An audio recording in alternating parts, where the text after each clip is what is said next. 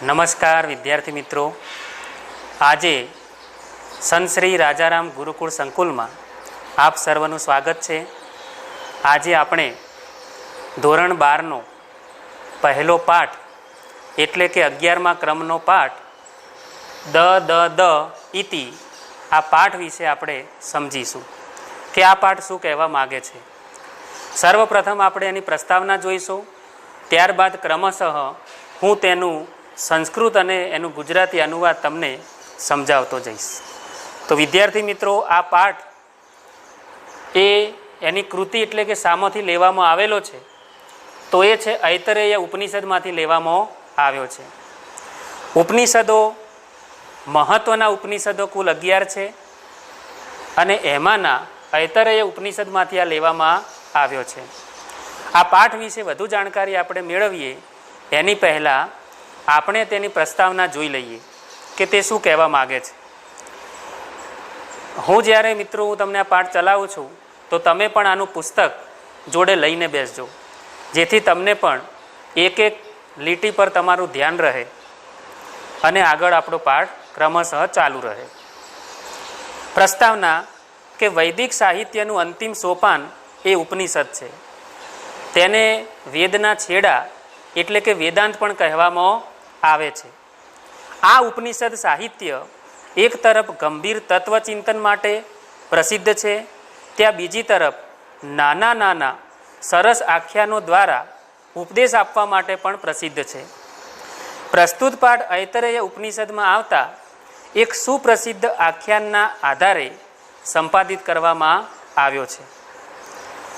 પૃથ્વી ઉપર રહેતો માનવ સમૂહ આકૃતિ વગેરેને કારણે સામાન્ય રીતે જોવામાં આવે તો એક સરખો લાગે, પણ જો સૂક્ષ્મતાથી વિચારવામાં આવે તો આ જે માનવ સમૂહ છે તે ત્રિવિધ રૂપમાં વહેંચાયેલો જોઈ શકાય છે. કેટલાક માણસો જે આપણી ઇન્દ્રિયો છે, જેમ કે આંખ, નાક, કાન, જીહવા અને આપણું મન એટલે કે આપણા વિચાર, આ જે આપણી ઇન્દ્રિયો છે તો ઇન્દ્રિયોનું દમન કરી શકતા નથી. તો કે છે કે ઇન્દ્રિયોના દમનથી દૂર રહે છે એટલે કે એનો સંયમ કરી શકતા નથી. ઇન્દ્રિય જેમ ઈચ્છે તેમ વર્તવા તૈયાર રહે છે. કેટલાક લોકો પોતાની પાસે ઘણી બધી સાધન સામગ્રી હોવા છતાં તેનું દાન કરવામાં કંઈ સમજતા નથી. છે તો ઘણું બધું પણ દાન આપતા નથી. જ્યારે કેટલાક લોકો દયા વગેરે માનવીય જે ભાવનાઓ છે કે ભાઈ દયા કરવી, તો એ દયાનો જે ભાવ છે તેનો આદર કરવામાં માનતા નથી. આ પ્રકારના લોકોને પ્રજાના કષ્ટની કે તકલીફની કોઈ પ્રતીતિ એટલે કોઈ અનુભવ થતો નથી. આ ત્રણેય પ્રકારના માનવ સમૂહ માટે પ્રજાપતિ બ્રહ્માજી, જેને સૃષ્ટિનું સર્જન કર્યું એવા પિતામહ બ્રહ્મા, તેમને એક જ વર્ણ માત્ર એક અક્ષરનો ઉપદેશ આપ્યો અને તે ઉપદેશ એટલે કયો? તો એ ઉપદેશ એટલે દ, જે આ પાઠનું આપણે ટાઇટલ છે દ ઇતિ. વિશ્વ સાહિત્યમાં કદાચ આટલો નાનો અને વ્યાપક ઉપદેશ શોધ્યો જડે તેમ નથી. ઉપનિષદમાં ભલે આ ઉપદેશ દેવ, માનવ અને દાનવ એટલે કે રાક્ષસને લાગુ પાડવામાં આવ્યો હોય, પણ વર્તમાન સંદર્ભે એટલે કે હાલના સમયમાં જો આપણે જોઈએ તો વિશ્વમાં વસતા માનવ માત્રને એટલે કે દરેક માનવને આ ઉપદેશ એટલો જ લાગુ પડે છે. એ પ્રમાણે સમગ્ર માનવ સમાજ જો દ એટલે દમન, દ એટલે દાન અને દ એટલે દયાનો જો ઉપાસક બનશે તો કહે છે કે આ સંસારની જે દુનિયાની જે સમસ્યાઓ છે એ સમસ્યાઓનું આપોઆપ નિરાકરણ આવી જશે. તો આ હતી પાઠની પ્રસ્તાવના. હવે હું ક્રમશઃ તમને પાઠના જે અનુવાદ છે એટલે કે એનું ટ્રાન્સલેશન છે એ ભાષાંતર એક એક વાક્ય પ્રમાણે સમજાવતો જઈશ. તમે પણ વિદ્યાર્થી મિત્રો પુસ્તકને નજર સમક્ષ રાખી અને આ પાઠને ભણવાનો પ્રયત્ન કરજો. સૌથી પહેલાં આપણે જોઈએ પહેલો પેરેગ્રાફ. ઉપનિષત્સુ સંવાદ રૂપેણ અતીવ મનોહરા ઉપદેશા શોભંતે. ઉપનિષત્સુ એટલે સપ્તમી વિભક્તિ છે કે ઉપનિષદોમાં સંવાદ રૂપે અતિવ એટલે અત્યંત, ખૂબ જ. મનોહરાહ ઉપદેશાહ શોભંતે એટલે મનોહર સુંદર ઉપદેશો શોભે છે. અત્ર ઐતરેય ઉપનિષદ, ઐતરેયોપનિષદ એટલે ઐતરેય પ્લસ ઉપનિષદ પંચમ અધ્યાયસ્ય, સંધિ છૂટી પાડીને જ હું અનુવાદ કરું છું તો અત્ર એટલે અહીં, ઐતરેય ઉપનિષદ એટલે ઐતરેય ઉપનિષદના પંચમ અધ્યાયસ્ય એટલે પાંચમા અધ્યાયના દ્વિતીય બ્રાહ્મણે એટલે કે દ્વિતીય બ્રાહ્મણ ગ્રંથમાં પ્રજાપતે એટલે કે સ્વપુત્રાન પ્રતિ એટલે પોતાના પુત્રો પ્રત્યે, પ્રજાપતે એટલે પ્રજાપતિનો ષષ્ઠી વિભક્તિ છે, યહ ઉપદેશ ઉપલભ્યતે જે ઉપદેશ પ્રાપ્ત થાય છે તે તત અત્ર પ્રસ્તુયતે તે અહીં પ્રસ્તુત કરવામાં આવ્યો છે એટલે કે રજૂ કરવામાં આવ્યો છે. તો આ પહેલો ફકરો હતો કે પ્રજાપતિ બ્રહ્માએ આ ઉપદેશ કયા પુસ્તકના માધ્યમથી આપ્યો એટલે કે કયા ગ્રંથમાં રચાયો છે. તો ઉપનિષદ એ સંવાદ રૂપે પ્રસિદ્ધ છે અને ઐતરેય ઉપનિષદમાં જે પાંચમો અધ્યાય છે અને એમાં જે દ્વિતીય બ્રાહ્મણ જે વિભાગ છે અને પોતાના પુત્રો પ્રજાપતિ બ્રહ્માએ સૃષ્ટિ પર રહેનારા દેવો, મનુષ્યો અને દાનવો આ ત્રણેયને પોતાના પુત્રો જ ગણ્યા છે. તો આ પુત્રોને કહે છે કે એમને જે ઉપદેશ આપ્યો છે તેની અહીં રજૂઆત કરી છે. હવે આપણે બીજા પેરેગ્રાફની વાત કરીએ. પ્રજાપતે ત્રય પુત્રાહ દેવાહ મનુષ્યા અસુરાહ ચ આસન. પ્રજાપતિના 3 પુત્રો હતા, દેવાહ મનુષ્યા અસુરાહ એટલે કે દેવો, મનુષ્યો અને અસુરો. અસુરો એટલે રાક્ષસો. તેષુ દેવાહ પ્રજાપતિમ પ્રથમમ પ્રાર્થિતવાંત. હવે દેવો સૌથી પહેલા પ્રજાપતિ બ્રહ્મા પાસે પ્રાર્થના કરવા ગયા. યત અસ્મભ્યમ હિતકારકમ અક્ષરમ ઉપદિશતો ઇતિ. એમને જઈને બ્રહ્માજી એટલે કે પ્રજાપતિ બ્રહ્માને કહ્યું કે અસ્મભ્યમ પ્રાર્થિતવંત એટલે પ્રાર્થના કરી, પહેલાં પ્રાર્થના કરી. યત કે અસ્મભ્યમ એટલે અમારા માટે હિતકારકમ અક્ષરમ ઉપદિશતો કે જે હિતકારક અક્ષર હોય એ અક્ષરનો અમને ઉપદેશ આપો. તદા પ્રજાપતિ દ ઇતિ પ્રોક્તવાન. ત્યારે પ્રજાપતિ બ્રહ્માએ દ એમ કહ્યું, બીજું કશું ન બોલ્યા પણ દ એમ કહ્યું. એક અક્ષરનો, એક વર્ણનો તેમને ઉપદેશ આપ્યો. અર્થાત દામ્યત ઇતિ. હવે આપણે થોડુંક લખતા જઈશું. સૌથી પહેલા દેવાહ,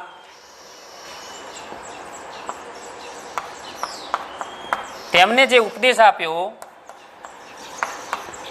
દામ્યત, એનો અર્થ થાય છે દમન કરો. દમન કરો એટલે કે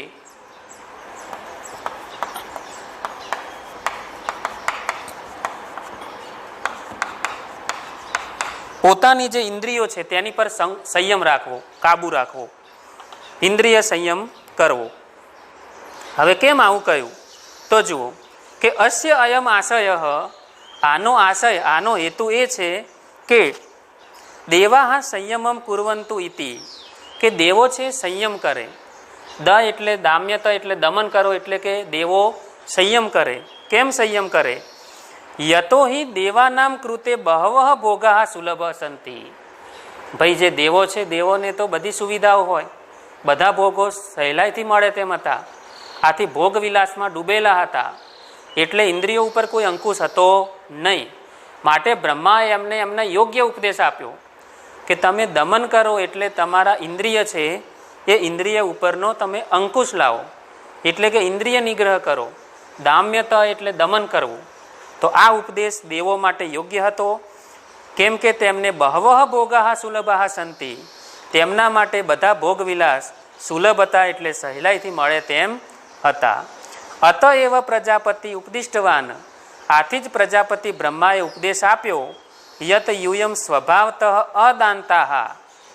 ઉપદેશ આપ્યો યત કે યુયમ એટલે તમે બધા, સ્વભાવતઃ એટલે સ્વભાવથી, અદાંતાહ, દાંતાહ એટલે દમનશીલ, અને અ આવવાથી નેગેટિવ બને છે એટલે કે વિરોધી બને છે કે અદાંતા એટલે કે તમે ઇન્દ્રિય વિજેતા નથી પણ અજિતેન્દ્રિય છો, બરાબર? એટલે ઇન્દ્રિયો ઉપર તમારો કોઈ જય નથી, એટલે અદાંતા એટલે અજિતેન્દ્રિય છો. અતયુષ્માભિ દાંતે ભાવ્યમિતિ, આથી કે છે કે તમારે દમનશીલ બનવું જોઈએ. ભવ ધાતુ એટલે બનવું જોઈએ, ભાવ્યમિતિ એટલે આમ કરવું જોઈએ તેમ કરવું જોઈએ, એટલે કે છે કે તમારે દમનશીલ બનવું જોઈએ. તો આ પેરેગ્રાફની અંદર દેવો જ્યારે પ્રજાપતિ બ્રહ્મા પાસે જાય છે તો એમને દમન કરો એવો ઉપદેશ આપવામાં આવે છે. તત મનુષ્ય ભગવંતમ પ્રજાપતિમ પ્રાર્થિતવંત. હવે વાત આવે છે બીજા પેરેગ્રાફની. પછી કે છે કે મનુષ્યોએ ભગવાન પ્રજાપતિ બ્રહ્માને પ્રાર્થના કરી. અસ્માકમ કૃતે અપી હિતકારકમ અક્ષરમ ઉપદિશતો ઇતિ, કે છે કે અસ્માકમ કૃતે એટલે અમારા માટે, અપી એટલે પણ, હિતકારકમ અક્ષરમ ઉપદિશતો એટલે કે હિતકારક અક્ષરનો ઉપદેશ આપો. તદા પ્રજાપતિ દ ઇતિ પ્રોક્તવાન, ત્યારે પ્રજાપતિ બ્રહ્માએ મનુષ્યોને પણ શું કહ્યું? દ એમ કહ્યું. અર્થાત દત્ત ઇતિ, દત્ત એટલે આપવું, દાન કરવું. અસ્ય અયમ આશય, હવે આનો શું હેતુ હતો? આનો આશય શું હતો? કે મનુષ્ય સ્વભાવત લુબ્ધા સંતિ. લુબ્ધા એટલે લોભી. મનુષ્યો જે હોય છે સ્વભાવે કેવા હોય છે? લોભી હોય છે. લુબ્ધા સંતિ. અત તે દાનમ કુર્વંતુ ઇતિ, આથી તેઓ દાન કરે એટલે કે દાન આપે. લોભી માણસ શું કરે? બધું એકઠું કરે પણ એમાંથી કશું ખર્ચે નહીં. અને લોભી લાલચી માણસનું અંતે શું થાય? તો કે દુતારો માણસ આવે અને એને છેતરી જાય. એટલે લોભી હોવાનો ગુણ મનુષ્યોમાં સામેલ છે. તો મનુષ્યોને ભગવાને એનો અર્થ એવો થાય કે દત્તમ એટલે દાન કરવું. જે કંઈ કમાયા હોઈએ તો એમાંથી થોડાક ટકા થોડુંક પણ જો દાન કરવામાં આવે તો કે છે કે એનું ઘણું મોટું પુણ્ય ફળ આપણને મળતું હોય છે. પણ લોભી માણસ આ કરી શકતો નથી. તો મનુષ્યોને નજર સમક્ષ રાખીને પ્રજાપતિ બ્રહ્માએ એટલે દત્તમ એવો ઉપદેશ મનુષ્યોને આપ્યો. અત તે દાનમ કુર્વંતી, આથી તેઓ દાન કરે.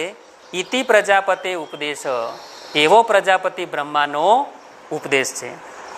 હવે આપણે આગળ વાત કરીએ એની પહેલાં લખી દઈએ કે સેકન્ડ જે વાત હતી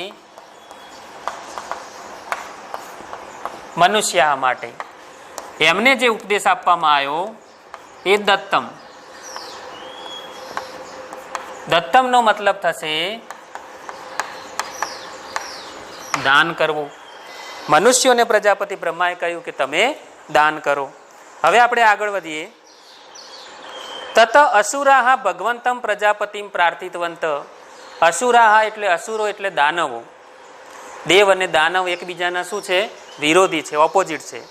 તો પછી કે છે કે અસુરાહ એટલે કે દાનવોએ ભગવંતમ પ્રજાપતિમ પ્રાર્થિતવંત, ભગવાન પ્રજાપતિ બ્રહ્માને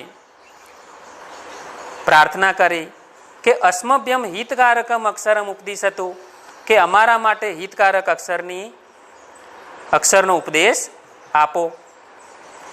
તદા પ્રજાપતિ દ ઇતિ પ્રોક્તવાન, ત્યારે પ્રજાપતિ બ્રહ્માએ એમ પ્રોક્તવાન એટલે કહ્યું. અર્થાત દયધ્વમિતિ. હવે દયધ્વમની વાત કરી તો આ વાત હતી અસુરા માટે. પહેલા આપણે લખી દઈએ અસુરા. એમાં દનો મતલબ થશે દયધ્વમ. દયધ્વમનો મતલબ છે દયા કરો. કારણ કે અસુરોની વાત કરીએ, પહેલા પેરેગ્રાફ આપણે જોઈ લઈએ પછી આગળ વાત કરીએ. અસુરા ભગવતમ પ્રજાપતિમ પ્રાર્થિતવંત.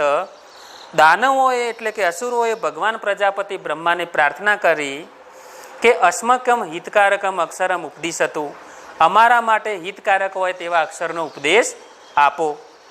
તદા પ્રજાપતિ દ ઇતિ પ્રોક્તવાન. બ્રહ્માજીએ તો દ અક્ષર આપવાનો હતો એટલે અસુરોને દાનવોને પણ કયો અક્ષર આપ્યો? દ. બરાબર. દ એમ પ્રોક્તવાન એટલે વતવાન વતી કર્તરી ભૂતકૃદન છે, આપણે 10મામાં ભણી ગયા છીએ. તો પ્રોક્તવાન એટલે કહ્યું. દ એમ કહ્યું. અર્થાત એમને કયો અર્થ લેવાનો હતો? દયધ્વમ. દયધ્વમ એટલે કે દયા કરો.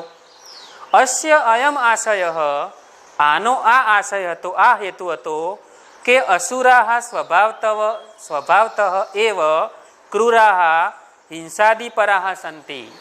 બરાબર. તો અસુરો કેવા હોય છે? તો અસુરો દાનવો સ્વભાવથી જ ક્રૂર અને હિંસાદિપરાહ એટલે હિંસા વગેરે દોષ કરનારા હોય છે. અત તે પ્રાણીસુ દયામ કુર્વંતી, આથી તેઓ પ્રાણીસુ એટલે સપ્તમી વિભક્તિ બહુવચન છે કે પ્રાણીઓ પર દયામ કુર્વંતુ એટલે દયા કરે એવો પ્રજાપતિનો ઉપદેશ છે.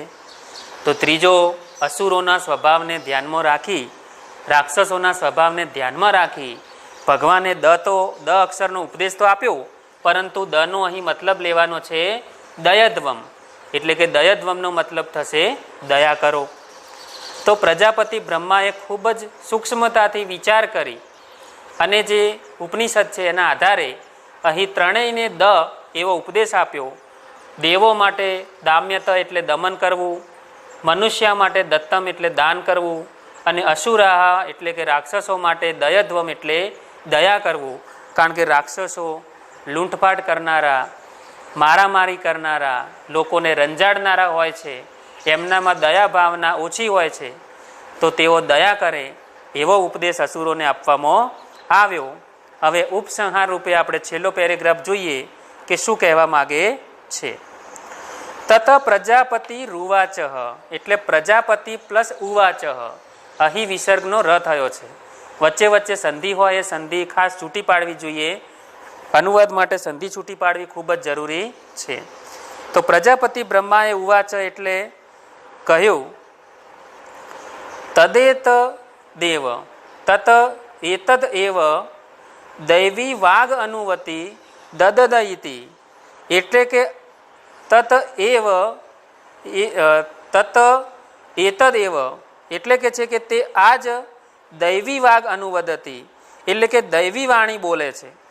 બ્રહ્માએ કહેલી છે તે આ જ કે છે કે દૈવી વાણી બોલે છે કે દદદ ઇતિ એટલે દદદ એમ. દામ્યત દત્ત દયધ્વમિતિ, આ ત્રણેય દનો મતલબ શું છે? તો દામ્યત દત્ત અને દયધ્વમ એટલે કે દમન કરો, દાન આપો, અને દયધ્વમ એટલે દયા કરો એમ. ઇતિ એટલે એમ. એતત ત્રયમ શિક્ષેત દમમ દાનમ દયામિતિ. બરાબર. હવે જુઓ કે આ ત્રણેય, બરાબર, દમ એટલે ઇન્દ્રિય સંયમ, દાનમ એટલે દાન, અને દયામ ઇતિ એટલે દયા. ઇતિ ત્રયમ શિક્ષેત, આ ત્રણેય આપણે શીખવા જોઈએ. શિક્ષેત એટલે અહીંયા આપણે સલાહની વાત કરી છે, વિધ્યર્થ કૃદનનો ઉપયોગ કર્યો, વિધ્યર્થ ક્રિયાપદનો ઉપયોગ કર્યો છે કે ત્રણેય બાબત આપણે શીખવી જોઈએ. ભલે આપણે કોઈ પણ સ્વભાવ આપણો હોય કે કોઈ પણ રીતે મનુષ્ય, અસુર કે દેવ, જેવો જેનો સ્વભાવ, પર પૃથ્વી પર રહેનારા દરેકે કહે છે કે આ ત્રણેયનો ઉપદેશ લેવો જોઈએ. તદેવ એટલે તત એવ એતત ત્રયમ હિતમ ઈચ્છતા જનેન, તત એવ એટલે તે જ, એતત એટલે આ, ત્રયમ હિતમ ઈચ્છતા એટલે કે છે કે ત્રણેય હિતની કામના કરતા, હિત ઈચ્છતા એટલે કે કામના કરતા, જનેન અનુષ્ઠેયમ ઇતિ, મનુષ્ય કે છે કે અનુષ્ઠ કરવું જોઈએ. અનુષ્ઠ એટલે કાર્ય કરવું જોઈએ, આચરણ કરવું જોઈએ. તો કે છે કે આ ત્રણેયનું જે હિત ઈચ્છે છે એવા લોકોએ આનું આચરણ કરવું જોઈએ.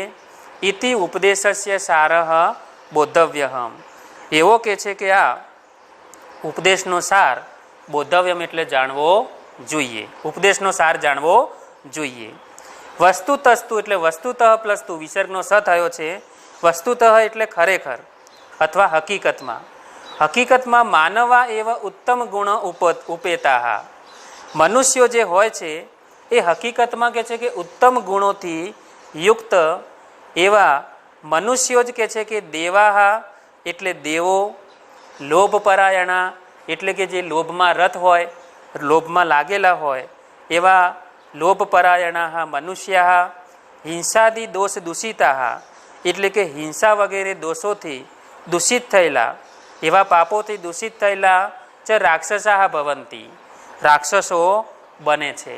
મનુષ્ય જ છે કે જે સ્વભાવથી દેવ પણ બની શકે છે અને સ્વભાવથી રાક્ષસ જેવા પણ બની શકે છે. તો અહીં કહેવામાં એ આવે છે કે મનુષ્ય ઉત્તમ ગુણોથી જો યુક્ત બને, ઉત્તમ ગુણ ઉપેતા, તો તે દેવ બની શકે. જો લોભમગ્ન બની જાય તો કહે છે કે તેની ગણતરી મનુષ્યમાં થઈ જાય. અને જો એમ કહેવાય કે તે હિંસા ઉપર ઉતારું થઈ જાય, હિંસા આચરવા લાગે, તો તેને આપણે રાક્ષસ સમાન ગણીએ છીએ. તો મનુષ્ય જ છે કે જે ત્રણેય બનવા માટે સક્ષમ છે. એના સ્વભાવને અનુરૂપ તે ત્રણેયના ગુણોને લઈ શકે છે. તો આવા વખતે અત મનુષ્ય હે, આથી કહે છે, તેથી કહે છે કે મનુષ્યોએ યથા પ્રકૃતિ, પ્રકૃતિ એટલે સ્વભાવ, યથા પ્રકૃતિ એટલે કે મનુષ્યોએ સ્વભાવ મુજબ, યથાકાલમ એટલે યથાકાલ એટલે કાલ એટલે સમય, યથાકાલ એટલે સમય પ્રમાણે દકાર અર્થમ સ્વીકૃત્ય, દકાર, કાર એટલે અક્ષર, વર્ણ, તો દ અક્ષરનો અર્થ સ્વીકૃત્ય એટલે સ્વીકારીને, ઉત્તમે ભાવ્યમ એટલે કે છે કે ઉત્તમ શ્રેષ્ઠ બનવું, એવો ભાવ આ પાઠમાં રહેલો છે. તો ધોરણ 12નો આ પહેલો પાઠ, જે એનું ટાઇટલ છે દ ઇતિ, શામાંથી લેવામાં આવ્યું છે? તો ઐતરેય ઉપનિષદમાંથી લેવામાં આવ્યું છે. ઉપનિષદ સાહિત્ય એક સંવાદ રૂપે પ્રસ્તુત છે. આપણે આગળ પણ વાત કરી, ઉપનિષદોને વેદના છેડા એટલે કે વેદાંત પણ કહેવામાં આવે છે.